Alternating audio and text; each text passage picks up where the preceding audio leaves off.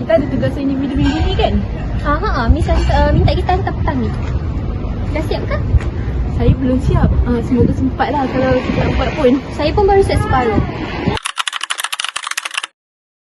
Aduh, dah petang ni. Sempat ke nak siapkan assignment yang Miss bagi ni? Tapi saya dah siap. Kalau awak nak, kalau tidak je saya bagi awak. Tugas kerja tak dapat sangat pun. Tapi macam tak baik pula kan? Syarah suruh kita buat sendiri. Dah, sekali ni je. Miss tak tahu pun. Tak apa, tiba je.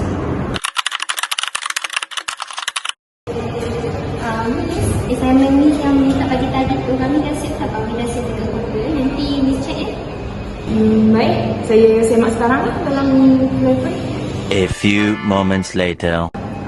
Tapi kenapa tugasan korang ni lebih kurang kan?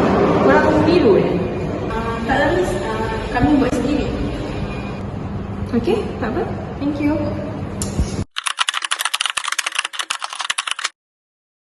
Dia nak makan tak? Saya rasa tak kot sebab saya rasa bersalah dengan Miss tadi sebab tipu Miss. Lepas tu tiru assignment Anis tadi. Tak apa Nadira, yang penting awak sedar. Esok awak kena mengaku lah ya. Assalamualaikum. Salam. Ya, ada apa? Miss, saya nak jujur sesuatu ni. Sebenarnya saya meniru tugasan daripada Anis.